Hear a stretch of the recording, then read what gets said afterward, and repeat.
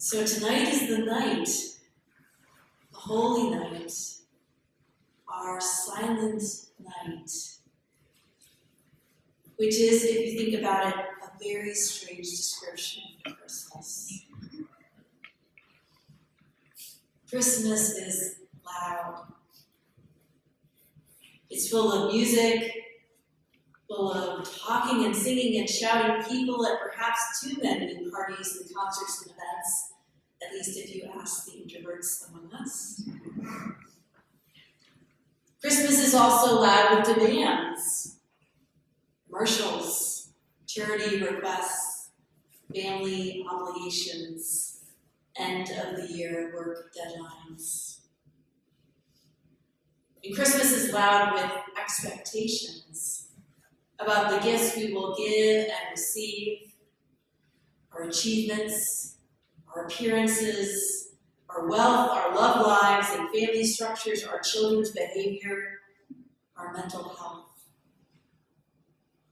Christmas can even be loud with absence, with loneliness or grief that makes cheer feel hollow. Christmas in our culture is generally quite loud. And even that first Christmas couldn't have been very quiet. Bethlehem, we are told, was packed with people who had traveled there in preparation for the census. The inn was bustling. And out where Mary and Joseph found shelter, animals, we have to imagine, were making their own ruckus. And right in the heart of things, there was the noise of birthing, not usually a quiet activity. And after that, the noises of an infant. When he wasn't squalling, Jesus was probably suckling, or perhaps murmuring strange sounds in his sleep, as newborns do. Where is this mysterious Christmas silence?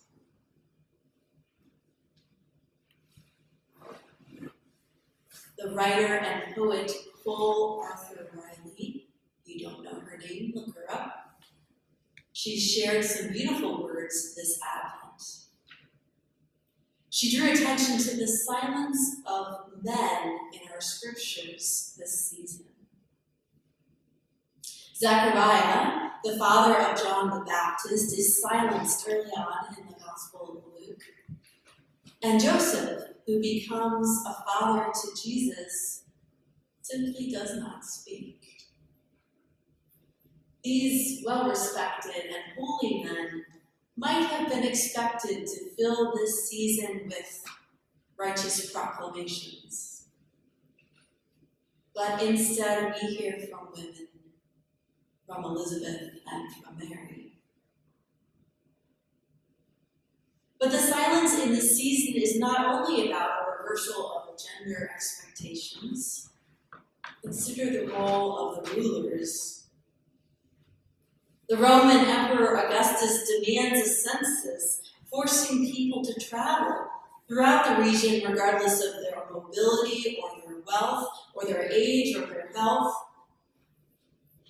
Meanwhile, King Herod of Judea sends wise ones from the east in search of a child who some folks are calling King of the Jews, so that he might destroy this other king, threatening his kingdom. Both the emperor and the king are looking to assert control over what is unfolding, to proclaim their own power with so much force that it will squash any stirrings of rebellion. But Augustus cannot count a new baby born off the record in the stable. And Herod cannot find a child who is protected by magi and then makes his way secretly to Egypt on the advice of angels. The boldest proclamation of Christmas does not come from earthly kings or emperors. Instead, it is passed from mysterious angelic figures to a group of shepherds, nameless folks in a disrespected and dirty occupation. At Christmas, we hear the voice of the shepherds, who let loose a subversive cry of good news of great joy for all people. All people, not just the folks in power, those holding a microphone. Tonight is the night, a holy night. A night when what is expected is pushed aside for the unexpected. A night when those who may not often be heard can reach us with their wisdom. A night when those who have used their power for evil are silenced. A night when the hushing of empire allows us to witness quieter sounds. The bustle of a local inn, the rustle of animals, the cry of a new, world-changing life arriving and thriving despite it all. I wonder, what voices are too loud in our world today? What forces have been too dominant in our society or just in your head? What powers need to be pushed aside?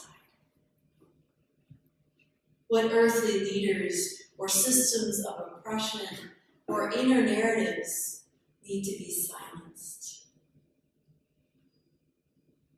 And what might we all be able to witness without that commotion? What unexpected beauty, what strange marvels, what quiet, shimmering hopes.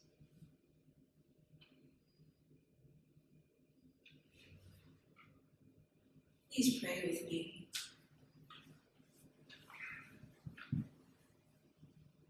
God of silence and God of sound, God of vibration and God of sign. When the world threatens to overwhelm us with distraction or discrimination or domination, may we heed your cry, peace, be still. And may your peace help us turn down the volume of forces within and around us that threaten to destroy us and all that is good. May your peace bring us rest. And in that rest, when our own quiet breath is the only thing we can feel, the only thing we can hear, then may we witness your birth. The birth of a beautiful brown child in humble circumstances and with magnificent promise. The birth of a new generation of faith and protest, the birth of hope, the birth of good news, great joy for all people.